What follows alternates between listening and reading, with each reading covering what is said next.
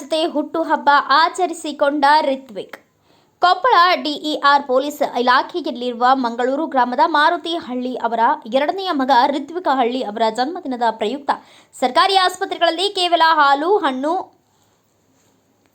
Bread ನೀಡುವುದಷ್ಟೇ ಅಲ್ಲದೆ ಅದರ ಜೊತೆಯಲ್ಲಿ ಮನೆ ಮನೆಗೆ ಹಾಲು ವಿತರಿಸುವ ವಿತರಕರಿಗೆ ಪತ್ರಿಕೆ ವಿತರಣೆ ಮಾಡುವವರು ಹಾಗೂ ಪಿಗ್ಮಿ ಏಜೆಂಟರು, ಕೊರಿಯರ್ ಸರ್ವಿಸ್ ನೀಡುವವರಿಗೂ ವಿಪರೀತವಾದ ಚಳಿ ಇರುವ ಕಾರಣ ಮುಂಜಾನೆ 4 ಗಂಟೆಯಿಂದ ಕೆಲಸ ಮಾಡುವ ಬಡ ವಿತರಕರಿಗೆ ಒಂದು ಕಡೆ ಸೇರಿಸಿ ಅವರೆಲ್ಲರಿಗೂ ಜರ್ಕಿನ್ ವಿತರಣೆ ಮಾಡುವ ಮೂಲಕ ಸರಳವಾಗಿ ಹುಟ್ಟುಹಬ್ಬವನ್ನು ಶ್ರೀ ಚನ್ನಬಸವ ತಾತನ ಮಠದಲ್ಲಿ ಆಚರಣೆ ಮಾಡಲಾಯಿತು.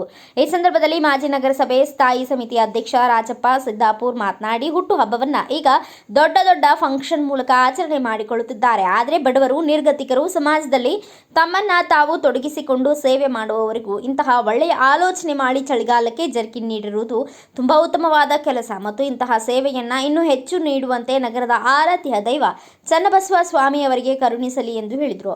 ಈ ಸಂದರ್ಭದಲ್ಲಿ malaria link worker H Suresh, doctor Vishnu ಸೇನಾ, ಗಂಗಾವತಿ ತಾಲೂಕು ಅಧ್ಯಕ್ಷ ಮಲ್ಲಿಕಾರ್ಜುನ, ಮಂಜುನಾಥ್ ದರೋಜಿ, ಮಲ್ಲಿಕಾರ್ಜುನ ಹಿರೇಜಂತಕಲ್ ಕುಟುಂಬದವರು ಸೇರಿದಂತೆ ಇತರರು ಉಪಸ್ಥಿತರಿದ್ದರು.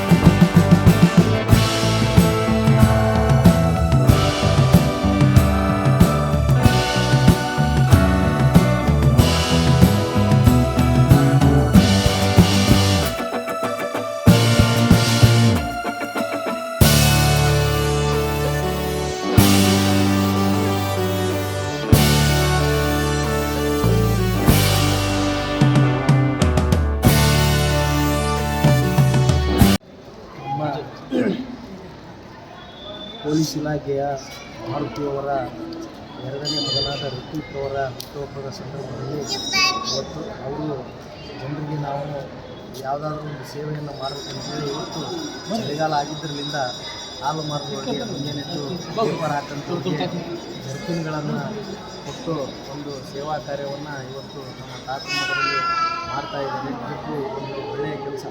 ಯಾಕಂತಂದರೆ ಮುಂಜಾನೆದ್ದು ಭಾಳಷ್ಟು ಜನರಿಗೆ ಆರ್ಥಿಕವಾದಂಥ ಸಮಸ್ಯೆ ಇರ್ತವೆ.